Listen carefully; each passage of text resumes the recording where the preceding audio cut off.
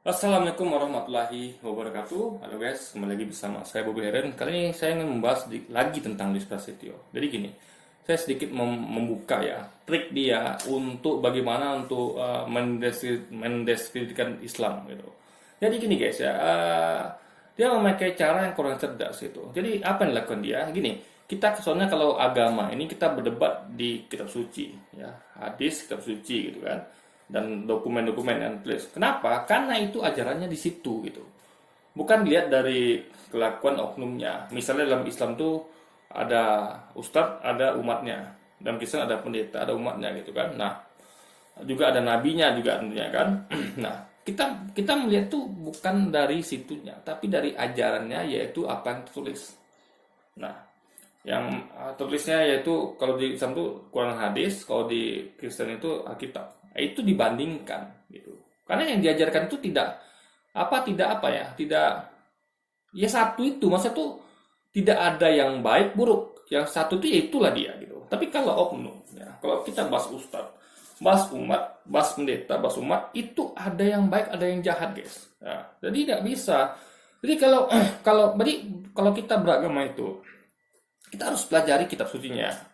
bukan bukan melihat kelakuan oknumnya. Nah, itu cara beragama yang salah. Jadi kalau Anda misalnya ada orang beragama tertentu nih, tengoknya nih, oh kalau di Indonesia dia lihat nih, oh ternyata yang paling banyak itu Islam di Indonesia gitu kan. Lalu dia masuk Islam. Itu cara yang salah. Lalu karena apa? Karena ketika dia nanti ke dunia, ya dia akan lihat di dunia itu ternyata sebenarnya sih kalau data terbaru saya lihat tuh memang Islam paling banyak pemeluknya. Tapi ada juga yang meyakini Kristen yang paling banyak. Nah, anggaplah Kristen paling banyak nih kan. Atau gampangin lah guys, susah gitu. Itu data masih masih apa ya, masih pro kontra. Nah, yang paling gampang itu kayak di mana ya? Di Italia lah. Italia itu agama paling banyak Kristen gitu. Nah, ketika dia berada di Italia, dia akan melihat oh ternyata Kristen paling banyak, berarti Kristen paling benar, yang benar gitu. Akhirnya dia masuk Kristen. Jadi itu nggak bisa dipakai cara itu. Atau misalnya gini, misalnya kayak melihat pelakuan oknum. Nah, kalau melihat jumlah pelaku maksiat di Indonesia, itu banyak yang Muslim. Kayak mama kayak pelacur, kayak pembunuh, apa pemerkosa segala macamnya, pelaku kejahatan tuh apa paling banyak Muslim. Kenapa? Karena Indonesia mayoritas Muslim. Tapi kalau anda pergi ke Amerika, itu pelaku kejahatan tuh paling banyak beragama Kristen. Karena memang mayoritas Kristen. Nah, ini kalau anda melihat beragama berdasarkan dari pelakon oknumnya, Anda akan kembali tidak benar caranya. Ketika Anda di Indonesia, Anda akan masuk agama Kristen. Ketika Anda di Amerika, Anda akan masuk agama Islam. Karena Anda melihat berdasarkan dari kelakuan umatnya, oknum umatnya gitu. Nah, tapi kalau Anda beragama melihat kitab sucinya, itu Anda tidak akan terpengaruh. Mau Anda, kalau Anda merasa nih ajaran Islam benar nih, ya kan? Anda mau di Indonesia melihat begitu banyak oknum apa agama Islam yang melakukan kejahatan gitu kan, karena di sini memang wajar karena mayoritas Muslim, Anda tidak akan peduli. Kenapa? Karena Anda bukan melihat dari oknumnya. Karena oknum itu ada baik ada jahat gitu. Tapi Anda lihat kitab sucinya guys. Nah itu cara beragama yang baik ya. Nah jadi Lewis ini adalah dia karena dia kurang cerdas, dia bingung nih bagaimana cara mengejat menghancurkan hujah Islam gitu. Dia nggak bisa. Dia nggak bisa, dia nggak paham kitab suci umat Islam. Hadis dia nggak paham. Ya, itu kita lihat dari video-videonya. Kalau saya, alhamdulillah, sedikit banyak saya ngerti tentang Alkitab. Makanya saya bahas, yang saya bahas itu kan ayat-ayatnya kan. Yang saya sampaikan itu ayat-ayatnya kan. Yang saya bahas oknumnya gitu. Saya fokus ke ayat-ayatnya gitu. Yang saya bahas selalu ayat-ayatnya, gitu, dalilnya gitu kan. Nah, Luis memakai cara yang menurut saya nggak cerdas guys. Dia memakai cara menyudutkan, menghujat ustaz-ustaz kita, ustaz-ustaz Islam, Ustaz Abdul Somad, Eya Waloni, Rexiau, ustaz-ustaz mualaf gitu kan. Itu yang di sasaran tembak dia gitu. Nah, sedikit-sedikit mungkin ada kayak ajaran poligami, tapi dia tidak menyentuh sama sekali dalil guys. Dia hanya apa ya, kelakuannya aja gitu. Jadi misalnya ada poligami yang salah, saya akui memang ada poligami yang salah ya. Poligami itu nggak haram, tapi kadang-kadang ada umat Islam tuh yang menyalahgunakannya, misalnya untuk hawa nafsu. Padahal kita ketahui Nabi besar Muhammad ya, Nabi kita SAW itu beliau tidak poligami demi hawa nafsu, karena kita ketahui ya istrinya yang muda tuh hanya satu, yaitu Siti Aisyah. Sisanya itu sudah tua guys. Jadi udah tua, bahkan ada renta. Jadi kalau beliau itu untuk hawa nafsu, beliau akan selalu isinya makin ke sana makin muda gitu kan, makin mending. Tapi tidak gitu. hanya satu istrinya yang masih ibaratnya perawan lah ya, atau masih muda, itu hanya Siti Aisyah, sisanya tidak gitu.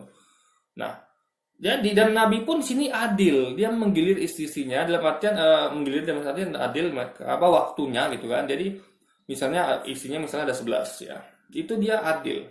Misalnya 11 hari itu dia hari pertama di rumah istri ini, hari kedua di rumah istri ini. Jadi dia adil gitu guys. Nah, umat Islam sekarang kan nggak kayak gitu. Dia lebih banyak di rumah istri mudanya. Itu udah berbeda dengan poligami Nabi gitu. Jadi ini sekali lagi guys ya, apa namanya? Dan itu jadi sasaran tembak bagi orang kayak Louis gitu. Poligami dijelekkan gitu kan, atau teman-temannya juga menjelekkan poligami gitu. Mereka nggak paham poligami Nabi itu seperti apa gitu.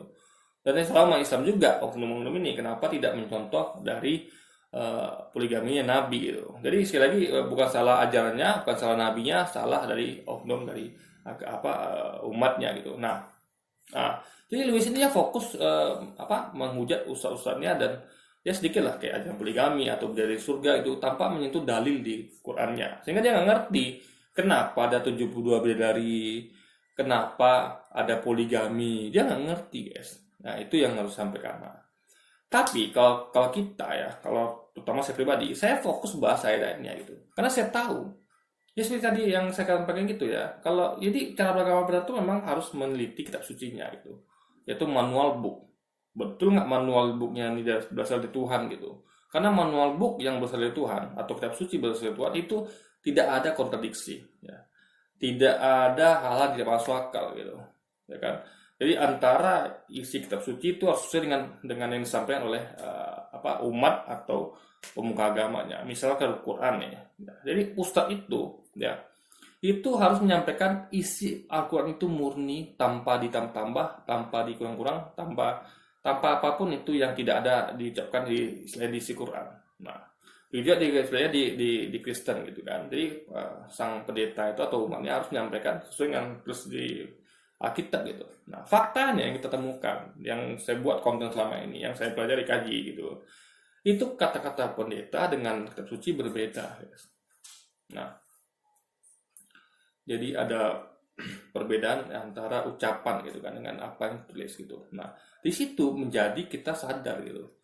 Sekali lagi, kalau ada yang mengucapkan baik itu ustadz atau pendeta, kita nggak bisa mengecek nggak bisa percaya gitu aja apa yang disampaikan ustadz atau pendeta. Kita harus cek kitab sucinya. Nah, ujung-ujungnya kembali lagi ke kitab suci gitu. Makanya kalau saya misalnya melihat ustadz ngomong gitu kan, itu saya selalu cek kitab sucinya, Qurannya, benar nggak yang disampaikan ustadz ini gitu. Nah, makanya sangat membantu kita ketika ustadz itu menyampaikan dalilnya gitu. Nah, kita bisa cek gitu. Nah, tapi kalau kayak pendeta misalnya juga, itu banyak yang tidak sesuai dengan kitab sucinya guys. Kayak yang misalnya yang Yesus ucapkan tuh berbeda dengan yang ucapkan. Yesus nggak pernah ngomong tentang Trinitas ya, nggak pernah ngomong tentang Trinitas. Dia hanya ngomong tentang tauhid. Ya, ingat Israel, Tuhan Allah kita adalah Esa, satu Tuhan gitu. Nggak pernah dia sama sekali ngomong Trinitas, kecuali orang selain dia. Ya, mengatakan ada 3 memberi kesaksian, yaitu Bapa, Putra, Roh Kudus. Itu bukan ucapannya Yesus, itu bertentangan dengan ucapannya Yesus tadi, bahwa sesatunya Allah yang benar, yaitu Tuhan Allah kita. Berarti Tuhannya Yesus juga gitu. Nah, jadi perbedaan ini yang membuat kita sadar ternyata ada kontradiksi di situ, ya kan? Ada kontradiksi, lalu apalagi, dan yang dilakukan pun tidak sesuai dengan apa yang tertulis gitu kan. Jadi banyak sekali hal-hal yang tidak Yesus ajarkan itu dilakukan gitu. Nah, barangkali mereka tidak menyentuh Yesus. Contohnya Yesus berjanggut, ya. Ya, kalau Anda lihat foto-foto Yesus di mana-mana, gambar-gambar, itu beliau berjanggut. Itu pernah saya bahas di video saya kemarin. Ya, apakah Islam itu memaksakan janggut gitu kan? Nah, jadi, okelah mereka tidak mengikuti Yesus dengan tidak berjenggot. Anehnya mereka menyunahkan jenggot gitu. Mentang-mentang Islam menyunahkan jenggot. Islam kan menyunahkan memakai jenggot. Menyunahkan ya, mewajibkan. Artian boleh pakai jenggot, boleh tidak. Kalau pakai jenggot berpahala karena sudah Rasul, nggak dosa gitu. Nah, tapi karena mereka tahu ini adalah ajaran Islam, disunahkan dalam Islam, mereka menyerang jenggot habis-habisan guys. Dikatakan Islam masyarakat jenggot, pergi ke Arabnya sana gitu kan. Nah, kadrun gitu. Mereka lupa dan nggak tahu kalau Yesus sendiri berjenggot gitu. Nah itu guys, jadi ini menurut saya ada suatu kelucuan gitu. Jadi mereka berbukti tidak membaca kitab sucinya sendiri gitu. Lalu lain hal itu contohnya apa lagi ya? Kayak misalnya, nah Yesus dan pengikutnya itu kan di apa meninggal dan dikafani gitu, ya kan? Dengan kain kafan, kain lenan putih gitu. Nah, itu mereka tidak mengikuti, ya kan? Nah, mereka memakai apa? Mereka memakai jas, memakai sepatu, ya kan? Nah, itu tidak pernah Yesus lakukan gitu. Nah, yang lakukan siapa? Umat Islam. Sekali lagi yang lakukan umat Islam gitu. Bisa mereka selalu bertanya, kenapa kok umat Islam terus yang ikuti Yesus gitu dan apanya gitu kan?